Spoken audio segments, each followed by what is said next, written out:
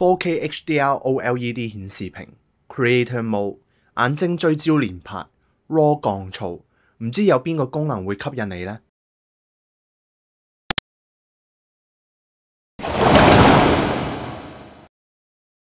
？Hello， 大家好，歡迎嚟到 The Wave 嘅頻道。都有成個月冇同大家跟進 Xperia 啦，咁今日就同大家講下買定係唔買 Xperia One。買嘅原因係啲咩？唔買嘅原因係咩？首先就講一講啲未經證實嘅小道消息。Sony Mobile 為咗向 Samsung 買一塊手機界最頂級嘅顯示屏，亦即係 Xperia One 上面嘅 4K HDR OLED 顯示屏，應承咗 Samsung 喺採用呢個屏幕嘅手機上使用指定型號嘅 Samsung CMOS。所以我哋喺 Xperia One 上面見到嘅4粒鏡頭入邊，其實有3粒都係嚟自 Samsung， 當中包括 16mm 1200萬像素超廣角鏡頭、52mm 1200萬像素 2X 長焦鏡頭，同埋800萬像素嘅前置鏡頭。大家唔使擔心，主鏡頭仍然來自 Sony， 聽聞係一粒叫做 IMX445 嘅鏡頭。呢粒鏡頭係大 pixel size Dual Photodiodes 版本嘅 IMX400， 亦係 Samsung 喺佢哋旗艦手機上嘅 IMX345 嘅後繼版。咁所以點解要買？點解唔好買？今日呢條片一一同大家拆解。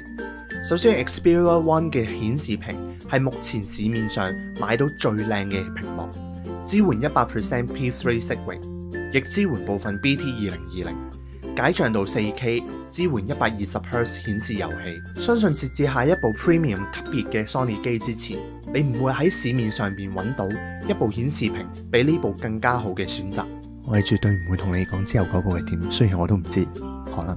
好啦，講完優點就講個缺點啦。Xperia One 開售嘅時間實在非常之尷尬，先唔好理會過往嘅 4K Premium 機型都係咁樣。當你諗到下一部將會喺9月頭發布，10月左右發售嘅時候，對住一部接近6月先正式開賣嘅機，除咗你會有機會希望引到 IFA 發布會睇埋先考慮 Xperia One 之外，你亦知道 IFA 發布嘅機將會係各項參數修正版本嘅後繼手機。雖然今年可能未必係，因為 Xperia One 係 Premium 級別，亦係 Sony Mobile 喺2019年暫時嚟講唯一一部旗艦。但你亦都唔可以排除 Xperia One 只係一部 Sony 各部門上司合作嘅一部試驗性質嘅旗艦，而不久嘅將來，例如可能今年內會出現一部比 Premium 更 Premium 嘅手機都唔出奇。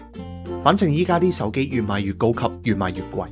講翻優點，相機終於一次過加入咗光學防手震，30秒長曝光 RAW 檔。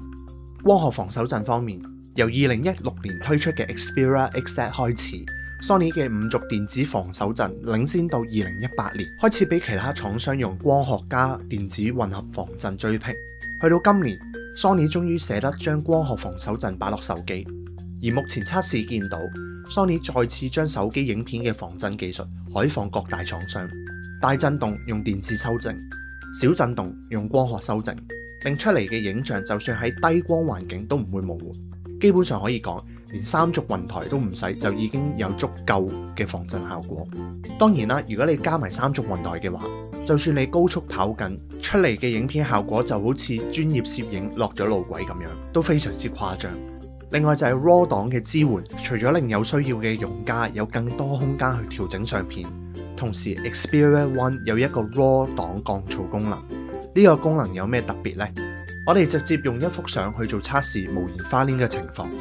首先左邊係 RAW 檔，右邊係未壓縮嘅 JPEG。首先我哋為 RAW 檔做一做降噪先，然後 RAW 檔壓縮去到 JPEG。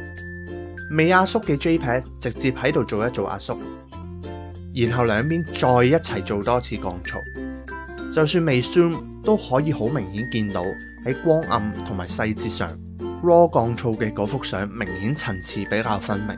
就算 zoom 咗，細膩度都有幾明顯嘅差別。另外就係價錢方面啦，根據最新消息，開價應該係6998。我明白 marketing 諗住其實我呢部電話嘅 mon 係6.5寸，而且有 4K 顯示屏，又係 powered by Cine Ultra，呢個價錢好正常啊，好似。但事實都係殘酷嘅，冇品牌取向嘅用家好多時候會睇 spec 做人。首先，你呢部 Snapdragon 855手機遲過人哋3個月發售，大機出邊街價都係6000中，人哋有8GB RAM， 電池又大，鏡頭數量又多你一粒，咁點解要揀你呢部機呢？有啲咩籌碼可以攞去 sell 人？唔通真係索尼大法好？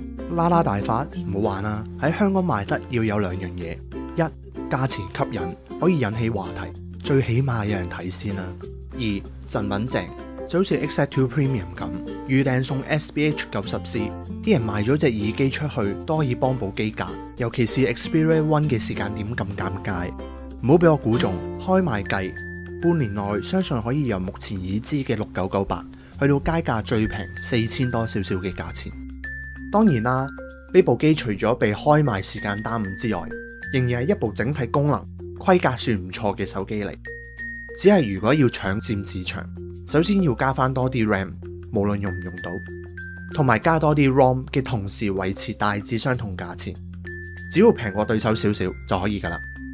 賺到錢再加猛料，打翻個市場翻嚟，然後脫離舒適圈，做啲平時唔會達成嘅嘢，例如賺錢同埋唔擠牙膏。好啦，今日嘅影片就去到咁多。如果你哋中意呢條影片，就得閒留言撳個 like， 訂閱我呢個 channel 去睇到更加多嘅相關影片，同埋打開影片更新提示。我哋下次再見啦，拜拜。